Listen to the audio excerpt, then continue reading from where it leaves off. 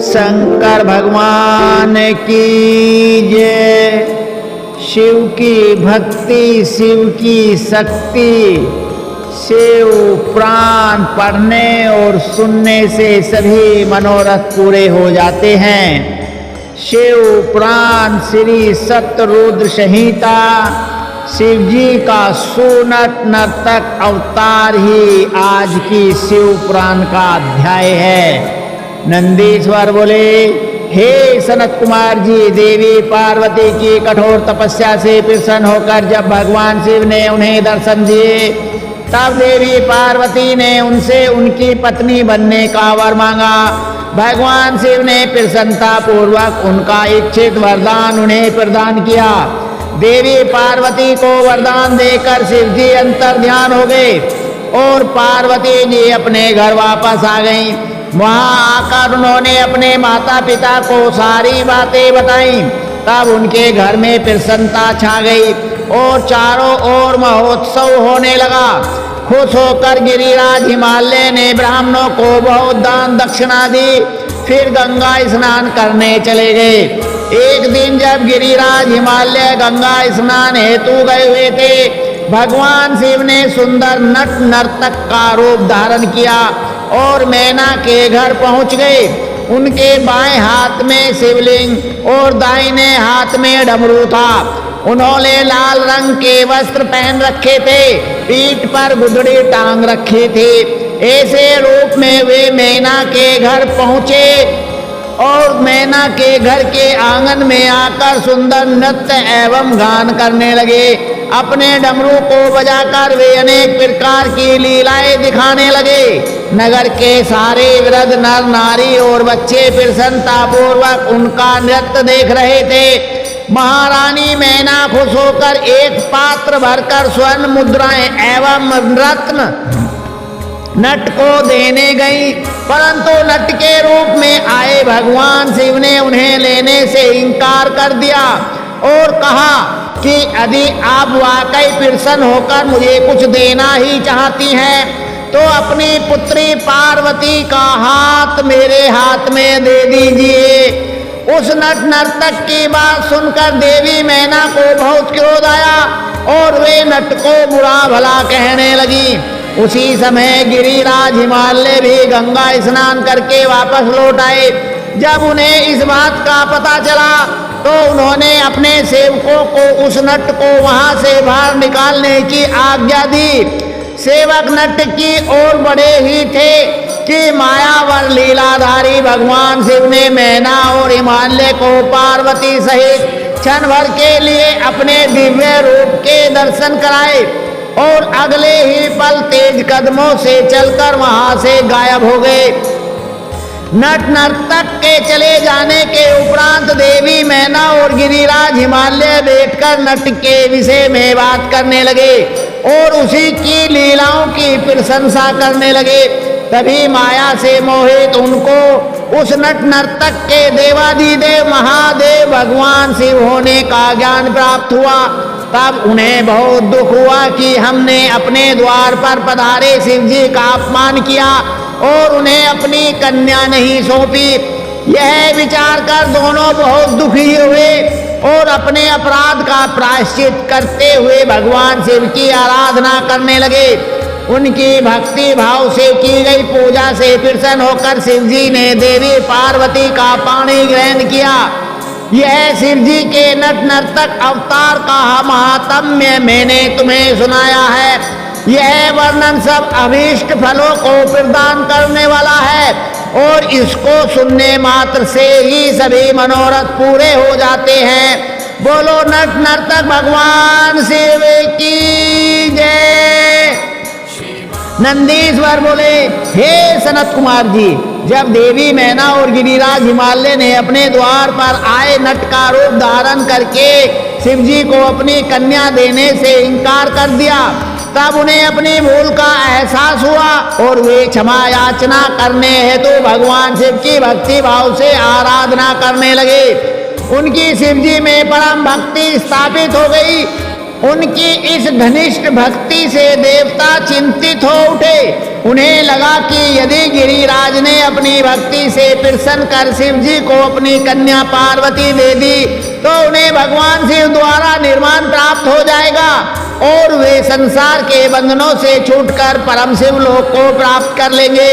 गिरिराज हिमालय तो रत्नों का आधार है और यदि ये मुक्त हो गए तो पृथ्वी रत्नागर्भ कैसे कहलाएगी। फिर तो वे अपना वर्तमान स्थिर रूप त्याग कर दिव्य रूप को धारण कर लेंगे और शिवलोक के वासी हो जाएंगे। यह सब सोचकर देवताओं को चिंता सताने लगी और वे अपनी समस्या का समाधान करने हेतु देवगुरु बृहस्पति की शरण में गए। वहां जाकर उन्होंने बृहस्पति जी को प्रणाम किया और बोले, हे देवगुरु, आप कोई ऐसा उपाय करें जिससे गिरिराज हिमालय भगवान शिव की भक्ति से विरक्त हो जाएं। आप हिमालय के पास जाकर उनसे शिव जी की निंदा करें। देवराज इंद्र के ऐसे वचन सुनकर देवगुरु बृहस्पति बोले कि मैं परम कल्याणकारी परमेश्वर की निंदा नहीं कर सकता। आप अपना यह कार्य किसी अन्य देवता से पूर्ण कराइए। देवगुरु के इंकार कर देने पर इंद्र सब देवताओं सहित ब्रह्मा जी के पास गए और उनसे हिमालय के घर जाकर भगवान शिव की निंदा करने के लिए कहने लगे। तब ब्रह्मा जी ने भी भक्त वत्सल कल्याणकारी भगवान शिव की निंदा करने से मना कर दिया। बोलो भक्त वत्सल कल्याणकारी भगवान शिव की जय। यह सुनकर देवराज इंद्र निराश हो गए। तब ब्रह्मा जी ने उनसे कहा कि इंद्र, इस संसार में हर कार्य भगवान शिव की आज्ञा से ही पूर्ण होते हैं।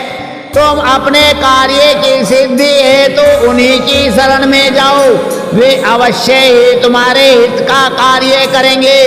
तब ब्रह्मा जी से आज्ञा लेकर देवराज इंद्र शिव के पास गए और उनसे सारी बातें कही। उनकी बातें सुनकर कल्याणकारी भगवान शिव ने इंद्र को उनके कार्य की पूर्ति का आश्वासन देकर वहां से विदा किया। देवराज इंद्र के कार्य को पूरा करने के लिए शिव जी ने शालिग्राम और हाथ में स्टिपिक की माला ली तथा भगवान श्री हरि विष्णु का नाम जपते हुए गिरिराज हिमालय के राज दरबार में पहुंच गए। अपने दरबार में आए उन तपस्वी को देखकर हिमालय ने सिंहासन को त्याग दिया और स्वयं उन्हें प्रणाम कर यथा योग्य आसन देकर उनका परिचय पूछा। तब ब्राह्मण देवता बोले, हे गिरिराज, मैं एक तपस्वी ब्राह्मण हूँ और परोपकार व सेवा के लिए भ्रमण करता हूँ। अपनी दिव्य दृष्टि और योग बल से मुझे ज्ञात हुआ है कि आप अपनी लक्ष्मी स्वरूपा बेटी पार्वती का विवाह शिव जी से करना चाहते हैं, परंतु शायद आप यह नहीं जानते कि शिव जी कुलहीन, बंधु बांधवहीन, आश्रयहीन, एकाकी रहने वाले, कुरूप, निर्गुण, अव्यय, शमशानवासी, गले में सर्प धारण करने वाले हैं, सदा अपने शरीर पर चिता की भस्म लपेटे रखते हैं। ऐसे व्यक्ति को अपनी परम गुणी सुंदर कन्या को सौंपना सर्वथा अनुचित है। यह कहकर महान लीलाधारी भगवान शिव साधु रूप में ही वहां से चले गए। उनकी बातों का मैना हिमालय पर गहरा प्रभाव पड़ा और वे भगवान शिव की भक्ति से विमुख होकर इस सोच में डूब गए कि आगे क्या करें। इस प्रकार मैंने तुमसे शिव जी के साधु वेशधारी दिव्य अवतार का वर्णन किया है। इस वर्णन को जो भी सुनता है या कहता है उसके सभी मनोरथ पूर्ण हो जाते हैं। नंदीश्वर बोले, हे सर्वज्ञ सनत कुमार जी, देवगुरु बृहस्पति के पुत्र मुनि भारद्वाज हुए और उनके पुत्र के रूप में द्रोण का जन्म हुआ। द्रोण बचपन से ही महान धनुर्धारी, महातेजस्वी और सब अस्त्र शस्त्रों के ज्ञाता थे। यही नहीं, धनुर्वेद और सभी वेदों के महाज्ञाता थे। अपने इन्हीं गुणों के कारण आप कौरवों और पांडवों के आचार्य बने। और द्रोणाचार्य इस नाम से प्रसिद्ध हुए। इन्हीं द्रोणाचार्य ने अपने मन में पुत्र प्राप्ति की कामना लेकर भगवान शिव की आराधना की और अपनी घोर तपस्या से त्रिलोकीनाथ भगवान शिव को प्रसन्न कर लिया। बोलो त्रिलोकीनाथ भगवान शिव की जय। शिव ने उन्हें साक्षात दर्शन दिए। शिव जी द्वारा वर मांगने के लिए कहने पर द्रोणाचार्य बोले, हे प्रभु, यदि आप मेरी आराधना से संतुष्ट होकर प्रसन्न हुए हैं तो भगवान मुझे अपने अंश से पैदा होने वाला पुत्र प्रदान कीजिए जो वीर पराक्रमी और अजय हो। द्रोणाचार्य को उनका इच्छित वर प्रदान कर शिव जी अंतर ध्यान हो गए। तत्पश्चात मुनि द्रोण प्रसन्नता पूर्वक अपने घर को चल दिए और वहां जाकर उन्होंने अपनी पत्नी को वरदान प्राप्ति के बारे में बताया, जिसे सुनकर उनकी पत्नी बहुत प्रसन्न हुई। निश्चित समय पर मुनि द्रोण की पत्नी ने एक वीर बालक को जन्म दिया जिसका नाम अश्वत्थामा रखा गया। अश्वत्थामा वीर और पराक्रमी योद्धा हुए और उन्होंने कौरव सेना का मान बढ़ाया। जब कौरव पांडव का युद्ध हुआ तो अश्वत्थामा के कारण कौरव सेना अजय हो गई और वह पांडव सेना पर हावी होने लगी। शिव जी के अंश से उत्पन्न होने के कारण ही अश्वत्थामा ने पांडव पुत्रों को युद्ध में मार डाला था। यह देखकर अर्जुन बहुत क्रोधित हुए और अपने पुत्र का नाश करने वाले पर आक्रमण करने लगे। अर्जुन के सारथी के रूप में स्वयं श्री कृष्ण थे। अर्जुन को अपनी ओर आता देखकर अश्वत्थामा ने उन पर ब्रह्म शिविर नामक अस्त्र छोड़ा, जिससे सारी दिशाएं प्रचंड तेज से प्रकाशित हो उठी। अश्वत्थामा के इस अस्त्र को देख अर्जुन एक पल के लिए विचलित हो गए। उन्होंने श्री कृष्ण से इसका उपाय पूछा। तब श्री कृष्ण बोले, हे अर्जुन, यह बहुत घातक शक्ति है और इससे तुम्हारी रक्षा स्वयं भगवान शिव ही कर सकते हैं। तुम उन्हीं का स्मरण करके इस अस्त्र का नाश करो। तब अर्जुन ने हाथ जोड़कर भगवान शिव की मन से बहुत आराधना और स्तुति की। तत्पश्चात उन्होंने जल को छूकर सेवास्त्र छोड़ा। इसके पश्चात से अश्वत्थामा द्वारा चलाया गया ब्रह्मशिर अस्त्र शांत हो गया। फिर भगवान शिव ने अर्जुन सहित सब पांडवों को अश्वत्थामा से आशीर्वाद लेने के लिए कहा।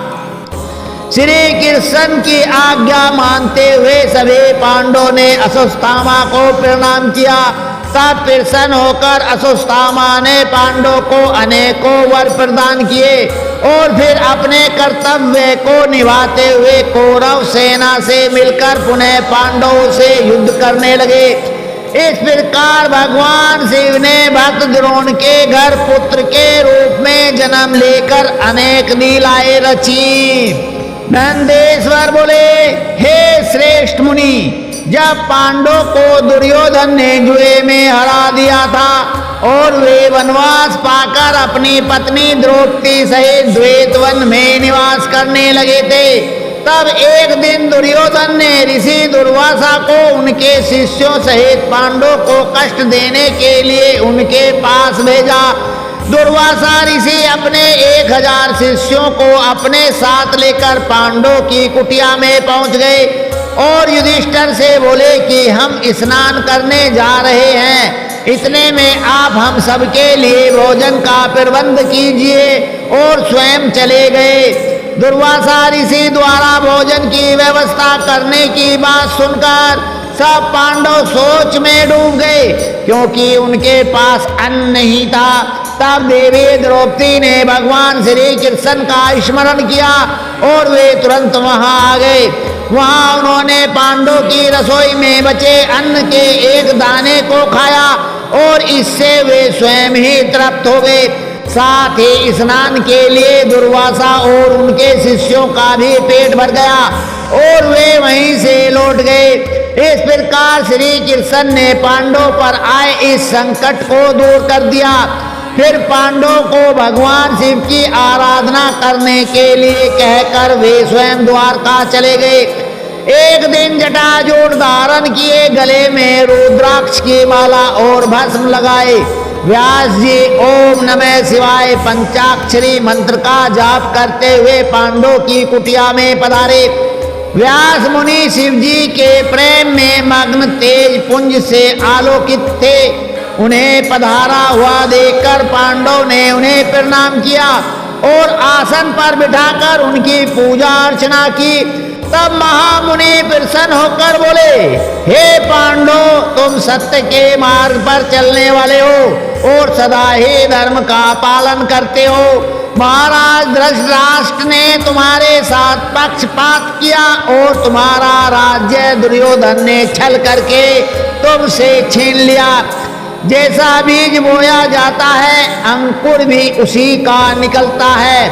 अधर्म और असत्य का मार्ग अपनाने वालों का भी कल्याण नहीं होता। तुम सत्य और धर्म के मार्ग पर चल रहे हो, इसलिए निश्चय ही तुम्हारा कल्याण होगा।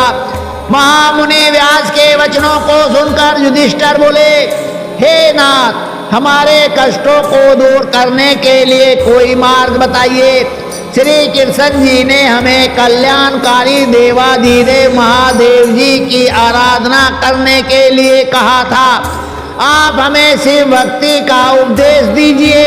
युधिष्ठिर के वचन सुनकर महामुनि व्यास बोले, हे पांडव, निश्चय ही श्री कृष्ण ने सत्य कहा था। भगवान शिव अपने भक्तों के दुखों को दूर करने वाले तथा उनकी रक्षा करने वाले हैं। तत्पश्चात व्यास जी ने उन्हें शिव जी के पूजन का विधान बताया। फिर बोले, तुम सदा ही धर्म के मार्ग पर चलना, तुमसे तुम्हारे कार्यों की सिद्धि होगी। यह कहकर महामुनि व्यास वहां से चले गए। तत्पश्चात व्यास जी के दिखाए मार्ग पर चलते हुए पांडव शिव जी की आराधना करने लगे। अर्जुन इंद्र के नामक पर्वत के पास गंगा नदी के तट पर जाकर भक्त वत्सल कल्याणकारी शिव की आराधना करने लगे। बोलो भक्त वत्सल कल्याणकारी भगवान शिव की जय। नंदीश्वर बोले, हे सनत कुमार जी, अर्जुन भक्ति भावना से गंगा जी के तट पर बैठकर भगवान शिव की आराधना कर रहे थे। शिव मंत्र के जाप से उनका अतुल तेज प्रकाशित हो रहा था। पांडवों को अर्जुन का तेज देखकर विजय में कोई संदेह न रहा। जब अर्जुन तपस्या करने के लिए उनसे दूर गए, तब अर्जुन के वियोग से द्रौपदी और अन्य पांडव बहुत दुखी थे। परंतु उनके मन में अटूट विश्वास था कि शिव जी की भक्ति से उनका निश्चय ही कल्याण होगा। उनके दुख को जानकर एक बार व्यास जी फिर उन्हें समझाने के लिए उनके पास आए। उन्हें देखकर पांडव बहुत प्रसन्न हुए और उनका आतिथ्य सत्कार करने लगे। तब महामुनि व्यास ने उन्हें उपदेश दिया और अनेक कथाएं सुनाई, परंतु पांडवों का दुख दूर न हुआ। एक दिन युधिष्ठिर ने महामुनि व्यास से प्रश्न किया, हे महाप्रज्ञ, जिस प्रकार के दुख और कष्टों को हम भोग रहे हैं, क्या पहले भी किसी को किसी परिस्थिति का सामना करना पड़ा है? युधिष्ठिर के इस प्रश्न को सुनकर व्यास मुनि कहने लगे कि पांडव, निश्चय ही तुम्हारे साथ कौरवों ने छल किया है, परंतु अनेकों सिद्ध पुरुषों ने अपने इससे भी अधिक दुखों को हंसते हंसते झेला है। निषद देश के स्वामी नल, सत्यवादी राजा हरिश्चंद्र, श्री रामचंद्र जी ने भी इन कष्टों को हंसकर झेला है। यह तो सत्पुरुषों का स्वभाव होता है कि वे विपरीत परिस्थितियों और दुखों से विचलित नहीं होते और सदा सत्य के मार्ग पर ही आगे बढ़ते रहते हैं। मानव को तो दुख झेलने ही पड़ते हैं। बचपन, युवा अवस्था, वृद्ध अवस्था, सभी में मनुष्य को दुख और कष्ट प्राप्त होता है। इसलिए अपने मन को मत भटकाओ और सत्य के मार्ग का अनुसरण करो, क्योंकि शिव जी सत्य से प्रसन्न होते हैं, इसलिए सभी मनुष्यों को सत्य के पथ पर चलना चाहिए। दूसरी ओर अर्जुन ने इंद्र के नामक पर्वत के निकट गंगा जी के तट पर महामुनि व्यास के उपदेश के अनुसार शिवलिंग बनाकर उसके विधि पूर्वक उपासना आरंभ कर दी। अर्जुन प्रतिदिन स्नान करके भक्ति भाव से इंद्रियों को अपने वश में करके भगवान शिव का ध्यान करते। दिन ब दिन उनकी भक्ति भावना और अधिक प्रबल होती जा रही थी। उनकी तपस्या के तेज से जीवों को भय होने लगा था। अर्जुन की तपस्या से दग्ध होकर अनेक देवता देवराज इंद्र के पास गए और उनसे बोले कि देवराज, अर्जुन भगवान शिव की घोर तपस्या कर रहा है और उसके तेज से सभी प्राणी दग्ध हो रहे हैं।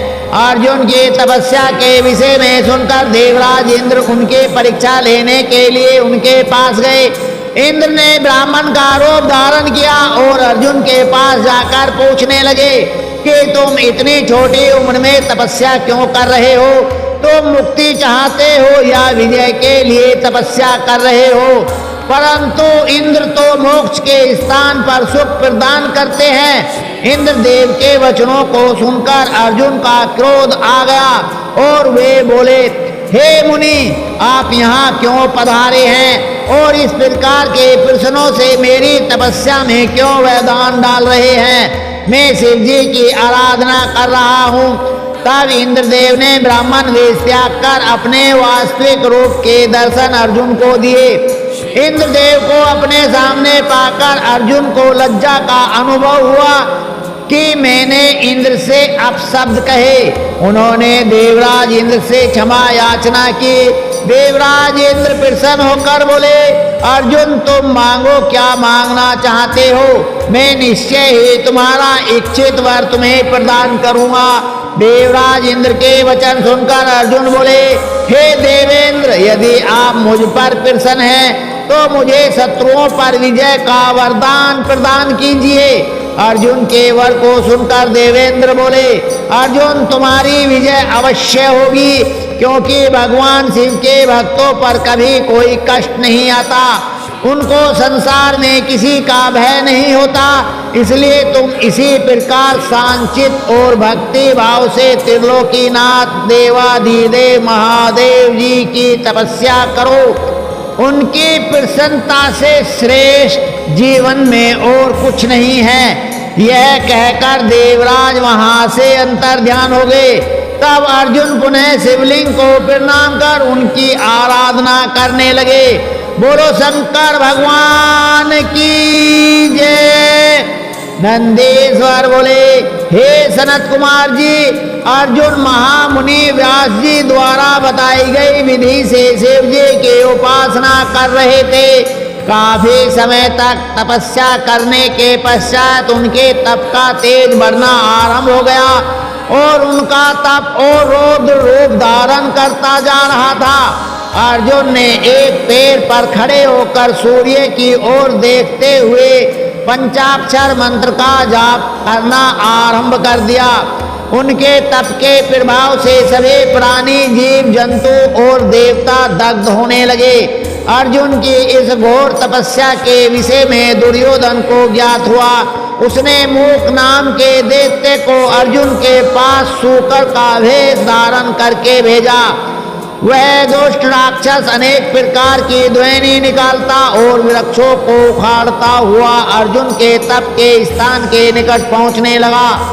तब अर्जुन का मन एकाएक व्याकुल हो उठा और उन्होंने पलटकर उस कपटी राक्षस को देखा और मन में विचार किया कि जिसे देखकर मन व्याकुल हो वह अवश्य ही हमारा शत्रु होता है।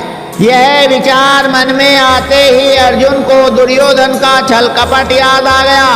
अर्जुन ने वहीं बैठे बैठे उस पर बाण चला दिया। उसी समय स्वयं भक्त वत्सल भगवान शिव भी अपने भक्त अर्जुन पर आए संकट को देखकर उनकी रक्षा व परीक्षा हेतु तुरंत वहां आ गए और उन्होंने भी उस बहुरूपीय राक्षस पर अपना बाण चला दिया। उस समय देवाधिदेव महादेव जी ने भील का वेश धारण कर रखा था उनके शरीर में श्वेत धारियां थीं और वह कक्ष बांधे हुए थे। उनके कमर पर तरकस और हाथ में धनुष बाण था और वे भी उसी सूकर का पीछा कर रहे थे। भील रूपी भगवान शिव और अर्जुन दोनों के बाणों ने एक साथ उस सूकर को अपना निशाना बनाया। शिव जी का बाण उस विशाल सूकर की पूंछ में और अर्जुन का बाण उसके मुख में लगा। उस भयंकर आघात को वह सह नहीं सका। पल भर में ही भयानक शब्द करता हुआ वह धरती पर गिर पड़ा और उसके प्राण पखेरु उड़ गए। उस समय सब देवता भगवान शिव की जय जयकार करने लगे। सूकर रूपी दैत्य के मारे जाने पर दोनों बहुत प्रसन्न हुए। अर्जुन सोचने लगे कि यह भयानक दैत्य अवश्य ही मुझे मारने के लिए आया था, परंतु भगवान शिव ने आज मेरी रक्षा की और मुझे बचा लिया। उन्होंने ही मुझे सद्बुद्धि देकर उसे मारने की प्रेरणा मेरे मन में जगाई। ऐसा विचार मन में आते ही अर्जुन ने भगवान शिव के चरणों में प्रणाम किया और पुनः भक्ति भाव से शिव स्तुति शुरू कर दी। नंदीश्वर बोले, हे सर्वज्ञ, जब यह भयानक सूकर शिवजी व अर्जुन दोनों के बाणों से मारा गया और पृथ्वी पर बेजान होकर गिर पड़ा, तो भील रूपधारी शिवजी ने अपने एक सेवक को भेजकर मृत सूकर से अपना बाण निकाल कर लाने के लिए कहा। उधर अर्जुन भी उस सूकर से अपना बाण लेने के लिए आए। तब अर्जुन और उस शिवगण में बाण को लेकर विवाद शुरू हो गया। वह गण बोला कि ये दोनों बाण मेरे स्वामी के हैं, इसलिए इन्हें मुझे दो, परंतु अर्जुन ने बाण देने से मना कर दिया। तब वह बोला कि तुम झूठे तपस्वी हो, यदि तुम सच्चे हो तो इन बाणों को मुझे दिखाओ, मैं अपने बाण की पहचान कर लूंगा, क्योंकि उन पर मेरा फल अंकित है। यह सुनकर अर्जुन उस गण से बोले, तुमसे मैं युद्ध नहीं कर सकता, युद्ध सदैव समान योद्धा से किया जाता है। मेरे बल और पराक्रम को देखना चाहते हो तो जाओ और जाकर अपने स्वामी को भेजो। अर्जुन के वचन सुनकर वह गण किरात रूप धारण किए भगवान शिव के पास गया। अर्जुन ने जो कुछ कहा था उसने अपने स्वामी को वह सब यथावत बता दिया। सारी बातें सुनकर किरातेश्वर को बहुत प्रसन्नता हुई और वे अपनी सेना को साथ लेकर अर्जुन से युद्ध करने के लिए वहां आ गए।